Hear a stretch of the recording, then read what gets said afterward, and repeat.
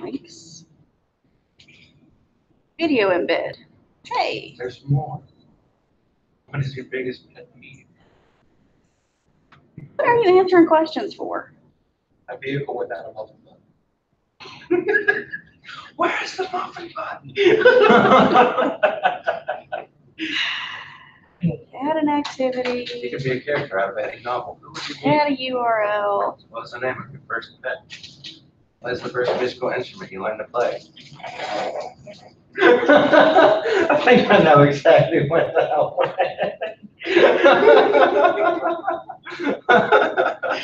You guys. That's what's on the bed. Oh. You did what with the flute? Now, y'all. Yeah, us. You're gonna have a great semester already. I can see this is regretting this idea of us being organized. Oh, Lord. I'm bad enough on my own. All right, save and display. This should work. URL is invalid. You are. Arr.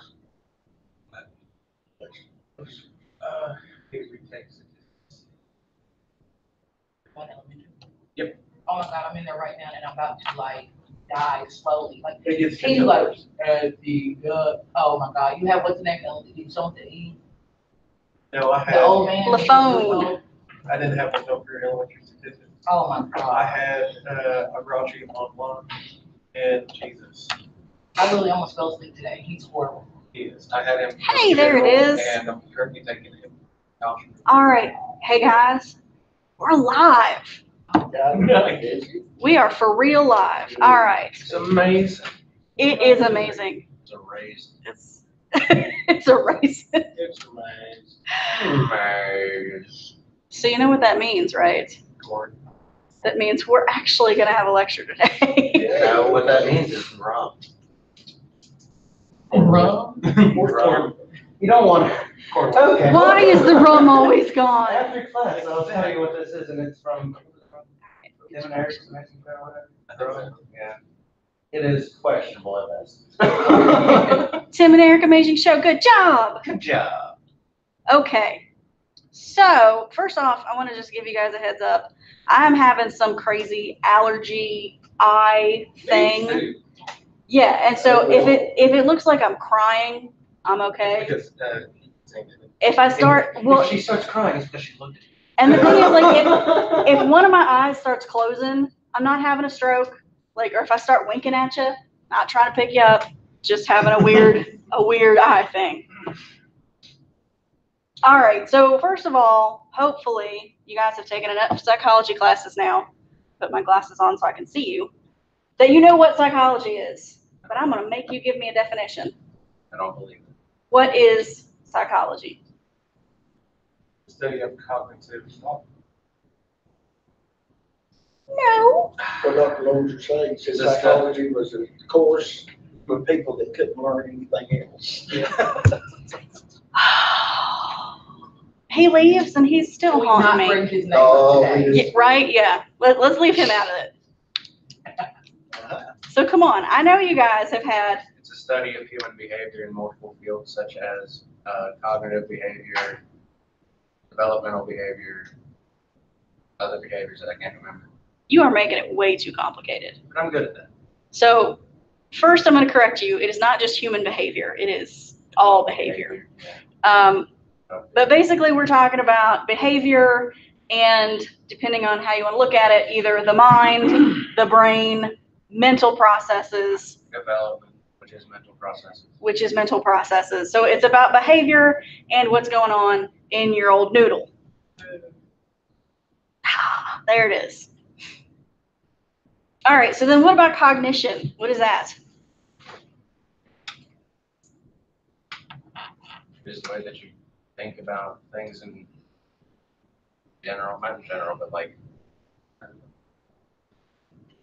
way that you perceive things, really. Thinking about things, Yeah. perceiving things, I'm not memory perceiving cognitive processes. thought. Memory, everything. This one's, again, I try to keep definitions short and sweet. It is literally the study of mental processing. So it's the first half of psychology. It's the mental process.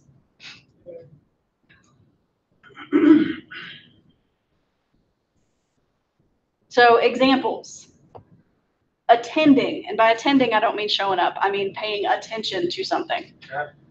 Yeah. Oh, it's going to be a long semester. Remembering. Producing. Again, we're not talking about, producing a musical. We're talking about producing language, producing, producing movements, producing anything. Producing a finished project in any form. Yeah, producing any kind of behavior. Understanding language, solving problems, decision making. And again, these are just some examples. If we listed everything that is in cognition, we'd be here all semester. All right, cognitive psychology is everywhere. Literally everywhere. Can't escape it. So, your perception, your attention, immediate memory, identifying and classifying information, long-term memory, autobiographical memory, memory distortion, language, decision-making, problem-solving. I feel like with this list, I should be saying 100 people surveyed, top 5 answers are on the board, and survey says, yeah, all right. So There are exactly 10. okay, top 10 answers on. I don't know how to count. There are exactly 10. Again, so these are some of the topics we're going to be covering throughout the semester. And we're going to be talking about how they work, when they don't work. So for instance, when you're tripping balls and you perceive that there is a giant green gummy bear that's about to eat your head, why does that happen? How does that happen? Why is it nobody else perceives the giant green gummy bear that's trying to eat your head? Because you're on acid, you're tripping balls. All right, every sub-discipline within psychology studies cognition. And a lot of disciplines outside of psychology also study cognition, but we'll stick with the inside first. So social psychology. So you want to look at the mental processes that are involved in thinking about other people and interacting with other people. Clinical psychology, obviously there are a lot of mental processes involved in psychopathology. So if someone has some kind of psychological disorder, there is some mental process that is not working correctly that's causing that disorder. Developmental psychology that Zane keeps wanting to talk about. He keeps bringing back development. It is development. Well, here it is. So you want to look at how your mental processes change with age. For instance, the way you think about things now is probably not the way you thought about them when you were 5 years old. And it's probably not the way you're going to think about things 10, 20, 30, however many years from now. For instance, I like to mess with kids because it's always fun, and psychology is great for messing with kids. If you put 1 cookie in front of a child and 2 cookies in front of yourself, and you say, is that fair? They're going to say, no, that's not fair. You've got 2 cookies. If we're talking about like a 5-year-old kid, if you take their cookie and break it in half, put it back in front of them, and say, now you have 2 cookies. They'll be like, yay, now that's fair.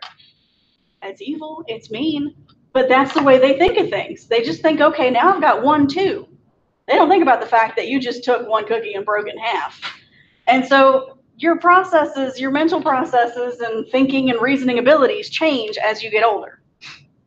I love that one.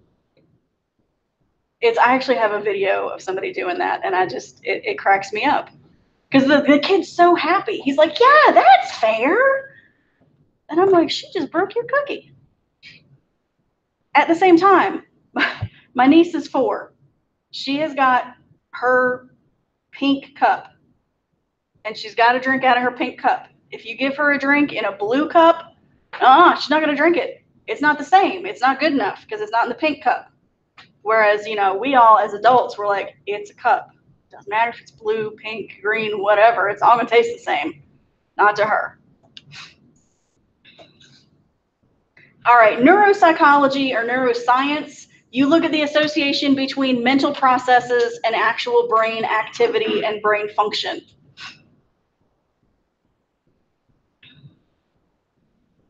So for instance, with depression, usually that's associated with low levels of serotonin. And so that directly goes to brain activity. You're not cranking out enough serotonin, makes you depressed. There's your mental processes now have gotten sad. Sad. Industrial organizational psychology. This is one of my favorites. How cognitive processes play out in the workplace. So my favorite industrial organizational psychology experiment was done in the 50s in a factory, and they were interested in seeing if changing the lighting would change how productive their employees were.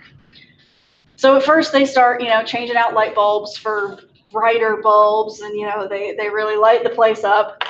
But then they ran out of light bulbs, and they were like, well, let's just take a light bulb from over here, we'll put it over there. We'll take one from there, we'll put it over there. So nothing about the lighting actually changed. They were literally just playing musical chairs with the light bulbs. But all of a sudden, work picked up. Everybody was working harder, faster, the employees were happy. And so then they started questioning these employees. They're like, well, what changed? What's making you work so much better? And they said, well, we saw these people in here changing the light bulbs. Clearly management cares about us.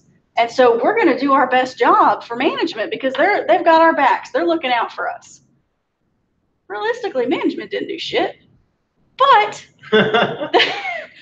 but it caused people to think about their jobs in a different way, to think about management in a different way. And all of a sudden they felt special. They felt cared for. So they did a better job. They worked harder. They worked faster. And so that changed a lot of cognitive processes. It's, manipulating people to get what you want, but that's most of what psychology is. All right. Cognitive science is also very interdisciplinary. And part of that is because it's really hard to understand how the mind works if you're just looking at it from one perspective. So we got to look at it from a bunch of different areas. So of course we've got our cognitive psychology. We're also going to be looking at some philosophical things. Just the fact that we're using the term mind is very philosophical because, and I always struggle because I'm very much I believe in concrete things. So to me, everything happens in the brain and the mind doesn't exist. But there are a lot of people that say, yeah, see, and you're making that face like, a lot of people argue that the mind does exist. And some say it's the product of what's happening in the brain. Some people say it's totally separate from your brain. Your mind is a totally different thing than your brain. So we're going to talk about some of that. And philosophy gives us these fundamental basic questions. Things like, what does it mean to be conscious? And that's something that in psychology is still kind of a very vague definition. Being conscious is what is it? Not being self-aware. Isn't it being self-aware of yourself and your surroundings? Not necessarily, because there can be different levels of consciousness. Oh yes, but disorientation and lack of consciousness means that you're basically comatose. Well, yeah, lack of consciousness means you're comatose or dead. Yeah, so anything beyond that. So anything that's not comatose or dead? Yeah, that is like reasonably self-preservation driven. Generally. Potentially, but it's still, it's a very gray area because, there are all kinds of alterations of your consciousness. And does that still count? So for instance, when you're sleeping, are you conscious? Your brain is conscious, but your body isn't. What makes you say that? Because your brain is constantly working at a different at a different process than your body understands, because it's processing other things through your thoughts, which causes you to dream, but it's also working through your body to restore balance and all these things that your body needs to rest. What about people that sleepwalk? Yeah. Well, they're not. Well, their mind isn't conscious, but their brain is conscious. Like that's where you get the separation of consciousness. I got you now. But that's Might be a just, different level of being conscious. it could be motor reflex. You could be highly conscious, you could be subconscious, I mean, not subconscious, but at a very low level, just say, I don't understand. Well, you may not be able to understand the senses. You can't hear very well, can't talk because you're asleep.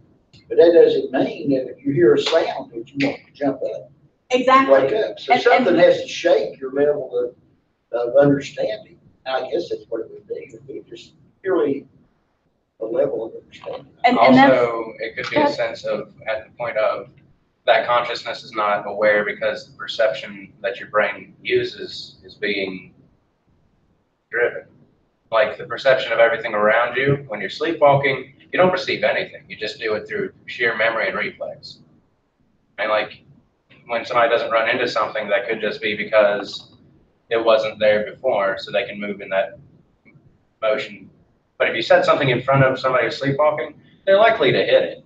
Well, I was a sleepwalker and I was like, literally like I was awake. So that's not true. It was like, I was just literally like Sleepwalkers going do about my that. business like it's nothing and I was awake.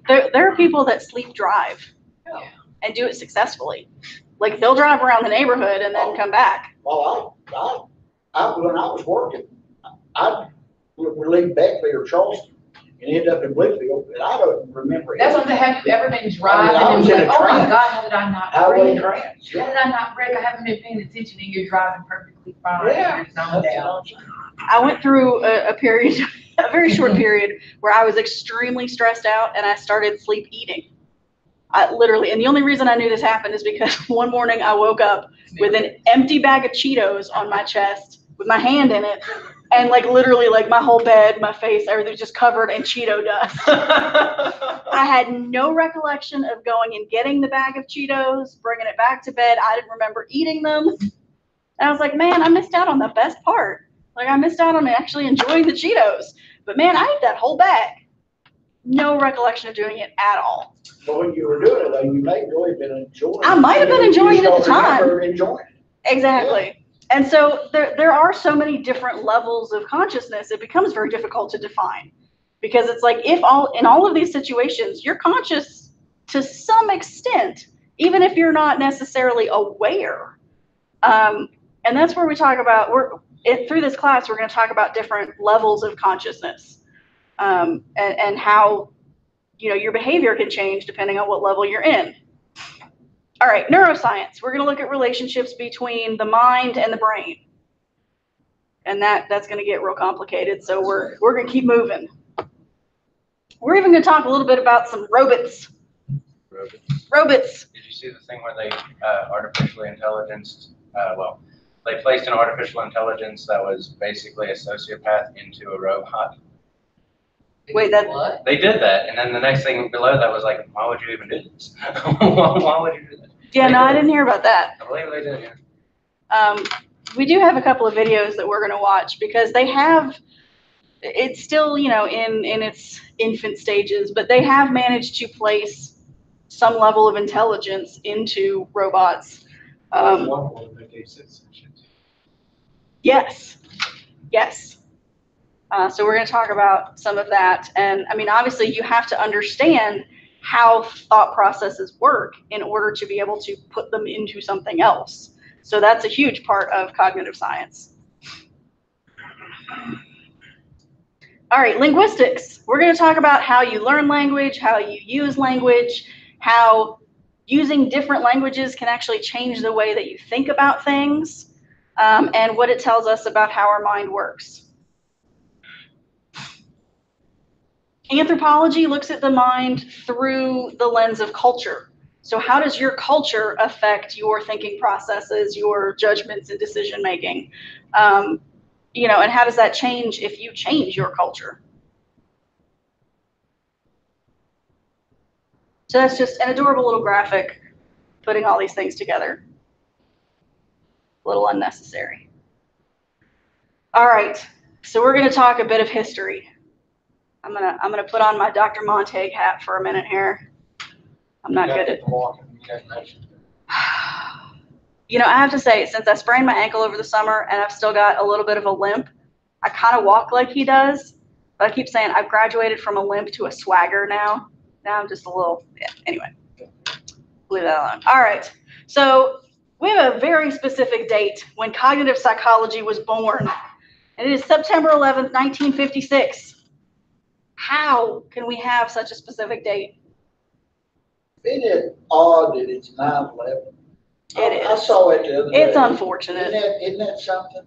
It's unfortunate. Yeah, I guess somebody just wrote it out, this cognitive psychology. That was the first time it was ever written. Close. Well, it's It's could close. it be? I mean, somebody had to mention it, somebody. I just wish they'd have done it on a different day. I know. But You're going to today remember it now. Yeah. Yeah, you'll remember this date. Yeah, even as unfortunate as it is, yeah. All right. So what happened is there was a symposium on information theory held at MIT. And so all of the greatest minds that were looking at information theories came together. So we had Noam Chomsky. Anybody know who Noam Chomsky is? Yeah. Oh yeah. So he's a famous cognitive psychologist. He is also a very famous speaker. He's an advocate for various different things. He's gotten a bit into politics. And he is 94 years old and still out giving lectures and doing presentations and all kinds of stuff. Newell and Simon, they had this idea called the logic theory machine. They basically said that you can come up with theories to explain how logic works. You can kind of put, you know, an idea in one end and come out with an answer at the other end. Miller, he really studied short-term memory and talked about how there was a very limited amount of information that you could process. And he's the one that came up with the, you know, the magic number 7 plus or minus 2. You can keep roughly 7 pieces of information in your short-term memory at a given time. And that's why phone numbers, if you take off the area code, are 7 digits. Because back in the day when we used to have to actually dial our phones, or if you had a rotary, you had to spin it around, 7 is about all you can keep in your mind. So by the time you look up the phone number for the pizzeria in the phone book, and then you get to the phone and actually dial it, if it was more than 7 digits, you ain't gonna get it. You're gonna forget some of it.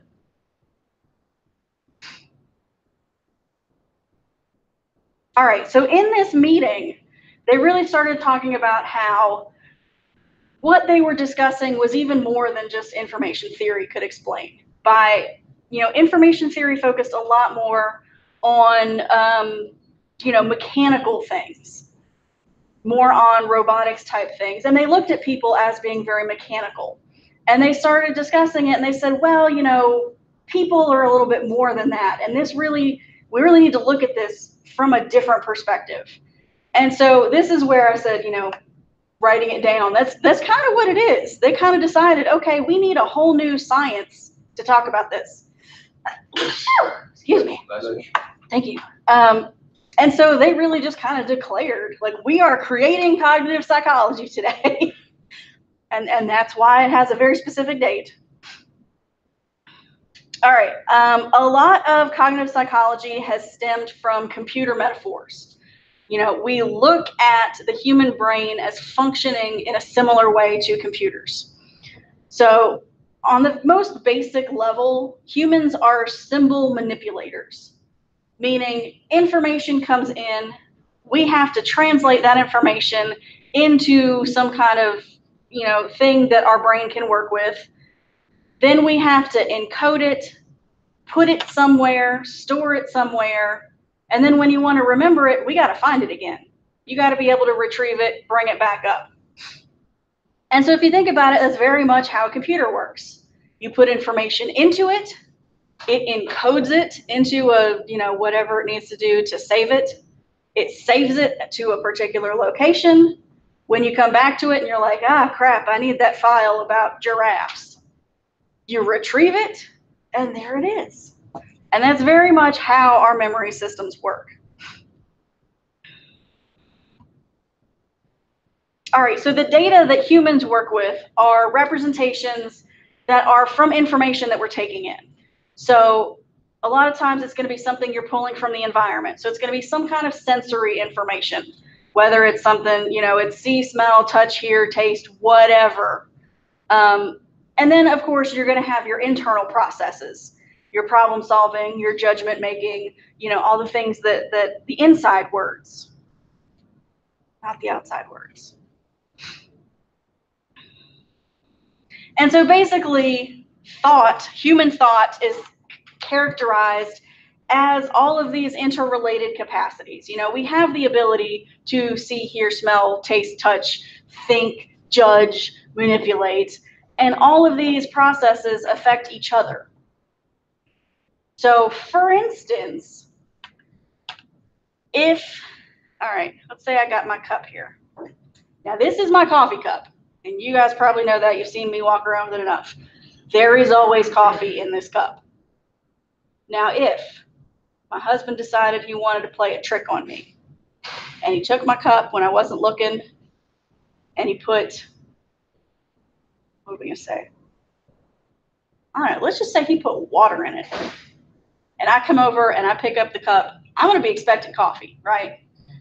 I love coffee. You guys know the taste of coffee it's heaven to me. When I take a sip, what's gonna happen?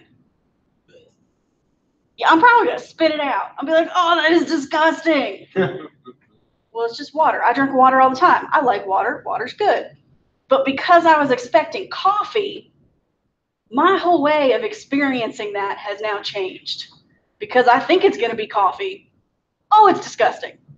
That's been ruined. Right. And so, a lot of times you'll have, your experience one day with a certain item may be very different from your experience the next day with that very same item. It all depends on what's going on around you. And all of these processes are affecting each other. The same as, it was really tragic. For about a day, I was heartbroken. Over the summer, I got lunch somewhere, had a giant iced coffee with my lunch. Something happened. Whatever I ate made me sick. I ended up puking everywhere.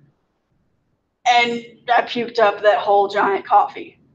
And then the next day, I went to get my morning cup of coffee. And as I smelled it, I went, oh.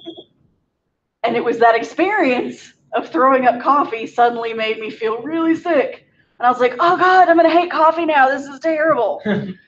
Fortunately, it only lasted a day. And I'm back to my coffee loving ways. All right. We also are active and created in our information gathering. So we tend to seek out information.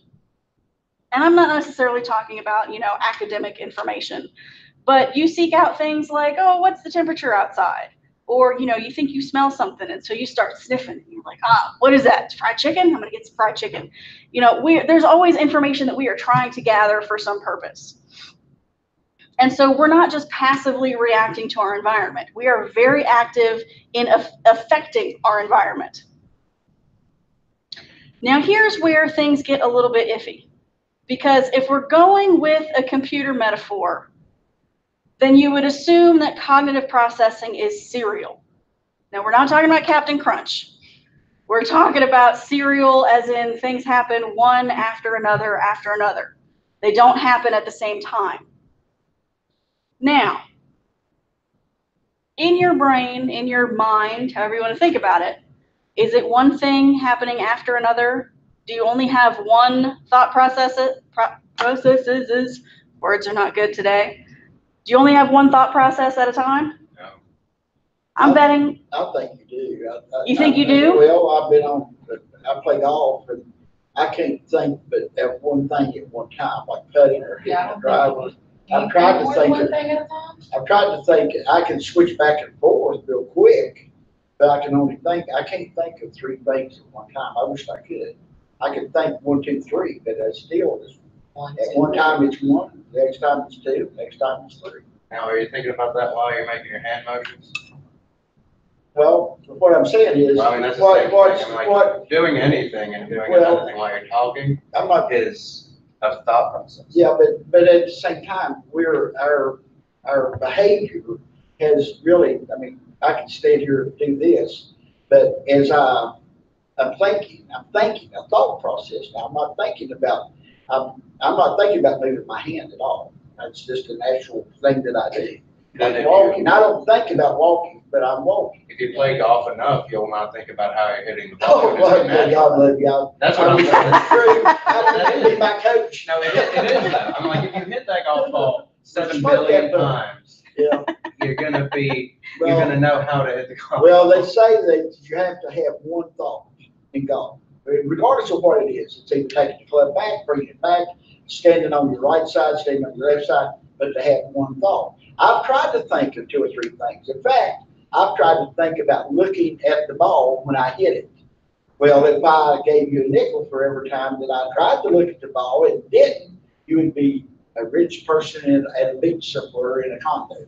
But what I'm saying is, now, there's good debate here. I mean, I love this, but I feel like I can only do it one time. I mean, I'm not thinking about moving my hand. That's not a thought process. A thought process is what I'm trying to talk to you about. But, and take everything in at the same time. I think we're extremely fast about what we do. Like when you play ping pong or something, I mean, that's one of the quickest games I've ever played. Somebody slammed the ball and you were hitting it. Is that a thought process or is that a reaction to what you see? You're training yourself to do that. That's just like you say. Yeah, it's a trained Yeah. reflex. I mean, like, Yeah. it is a thought process. You just don't realize it as a process. But I'm not thinking about the Empire State Building when I do that. Although I possibly can train myself to think about the Empire State Building when I did it. But can you say 2 words at the same time? Not necessarily, Can you but say yes and no at the same time? But how could you think yes and no at the same time?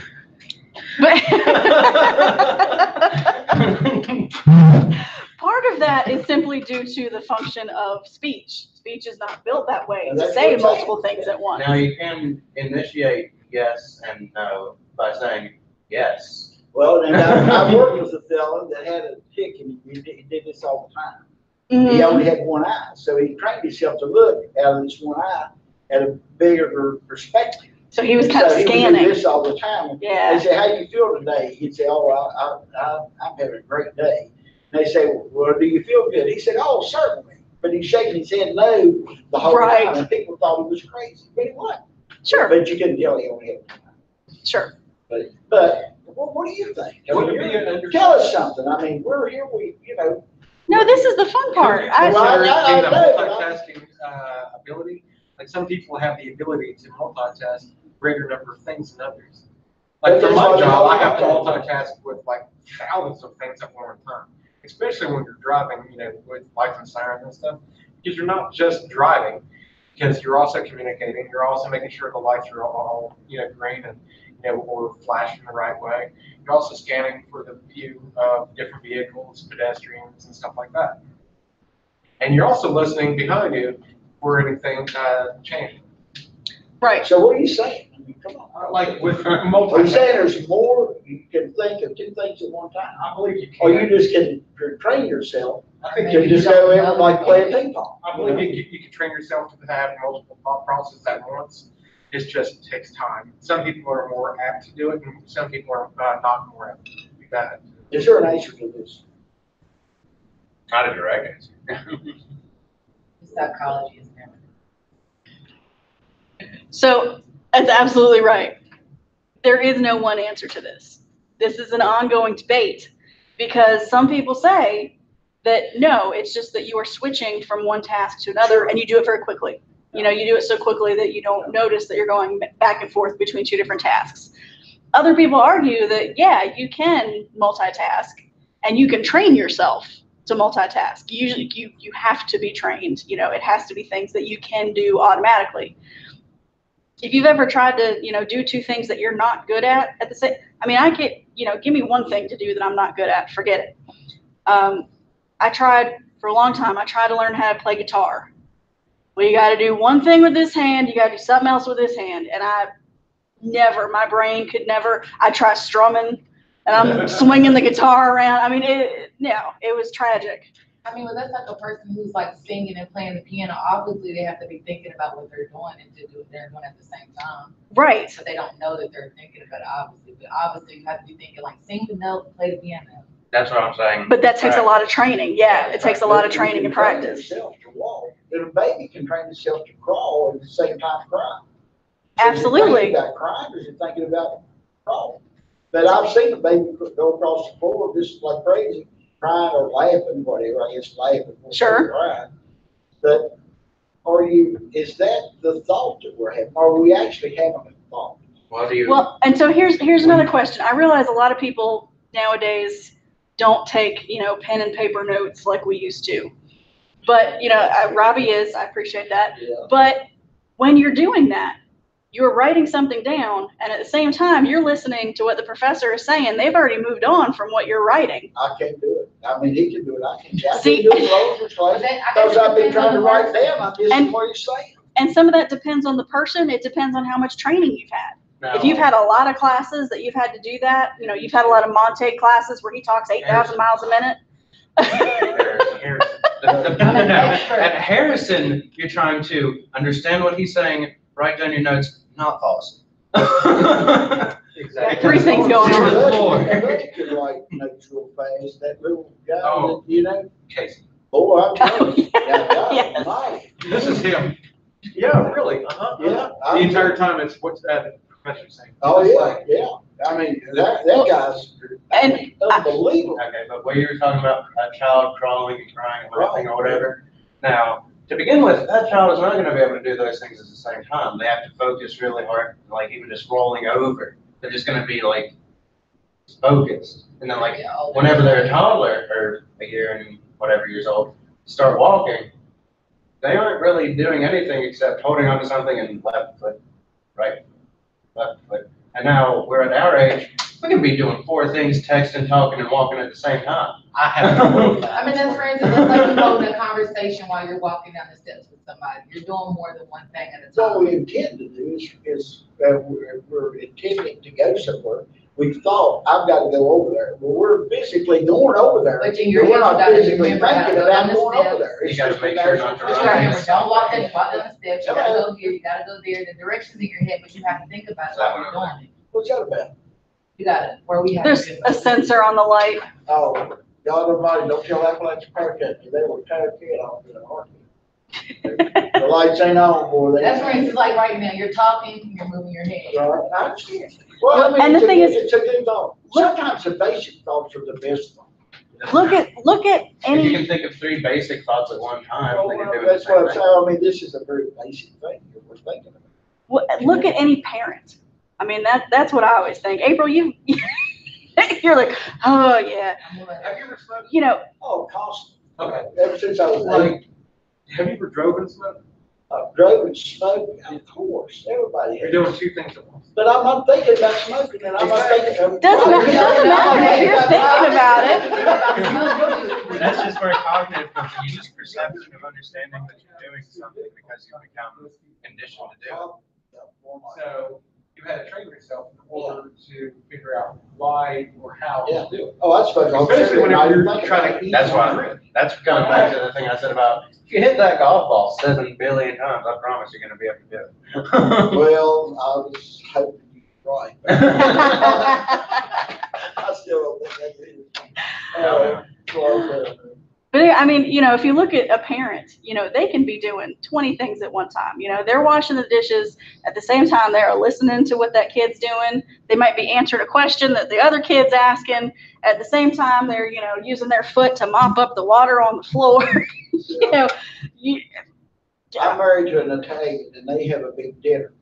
Now listen, let me tell you, when you've got 20 Italians at the table, 100 bucks, there ain't one thought there's 1,000. And yeah, and everybody's talking. There's over 20 each other. people, there's 40 conversations going on. Oh, Lord, but I tell you, it was no place for Methodists, only Catholics and Italians talking to each other. Ridiculous. Yeah, that's right. That's right. I'm from a big Catholic Italian family. I Oh, understand. boy, I mean to tell you, it's something else. The whole. And they're never yelling. Oh, no, I always- no. I get so mad at my aunts and uncles. I'm like, will you use your inside voice? And they're like, what are you talking about? I'm not yelling. You're yelling. That's right, that's exactly right, yeah. All right. Wow. That went a little all over the place. Okay. So one way that you can kind of look at how cognitive processes are working, if there's more than one going on at the same time, is to look at reaction time. And you're going to see I use the abbreviation RT for that. So that's going to come up a lot. So basically, you want to look at how quickly can they react to something while they're doing another task. And what you tend to see is that, so for instance, if I say, I want you to sit here and write down every single word that I'm saying, and when the red light comes on, I want you to raise your hand.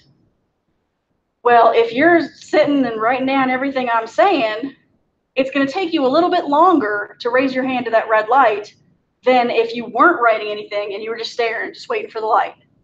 And so, one of the things that tends to be seen is that even if you are multitasking, there's a cost. There's only so much processing power that you have at any given time. And if you're splitting it between, 4 or 5 different things, then there's going to be a deficit in each of those things. Your internet plan and the bandwidth that he's getting. And eventually, one of the things that I really like to talk about is using a cell phone and driving, whether it's texting or actually, talking to somebody, hands-free, not hands-free, all of that. You see even people that are using hands-free and they're just having a conversation, so their hands are on the wheel, they tend to be, they have a deficit in their driving, and they're swerving more. They tend to, no, it's okay. I'm running out of time anyway. But yeah, they tend to be a poorer driver, and they're also a little bit less engaged in the conversation because they're still trying to focus on the driving, but they're trying to focus on the conversation too.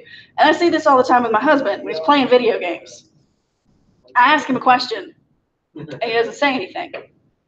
And then I get mad and I'm like, are you listening to me? And he's like, yes, I heard you. And I'm like, but you didn't answer. And he was like, oh, I forgot to answer. And so it's one of those things where there's, so much of his processing power is focused on, But certain things whatever. you can't do it at one time. Like, for instance, like people that you're looking for directions. It's hard to listen to music and try to find where you're going. Like, turn the music down. I'm trying to find my Yes. that have to do with you looking somewhere. You hearing. It's because the music takes up part of that attention. Because I always turn my radio off if I'm looking for a street. And I'm like, stop talking to me. I need to focus on reading street signs. Because otherwise your attention gets divided and you've got less processing power to focus on one activity. I've never had that problem because I was taught, I was taught to drive with the radio on. So constant noise is just a thing that's there. But most people can't. They're like, turn the radio down. When you're looking for somewhere you're lost, you cannot listen to music and all. It's just like, I have to have complete silence to follow. Okay, I have to also admit that my father is an ass, and to condition me to not freak out while driving, I would be driving 15, 20 minutes, maybe. 15, 20 minutes, my dad would be in the back seat and just go, ah! Wow. Again, That's special. That's special. Just nothing going on, he just screams, and just like, why would you do that? It's just like, freaked out, didn't you?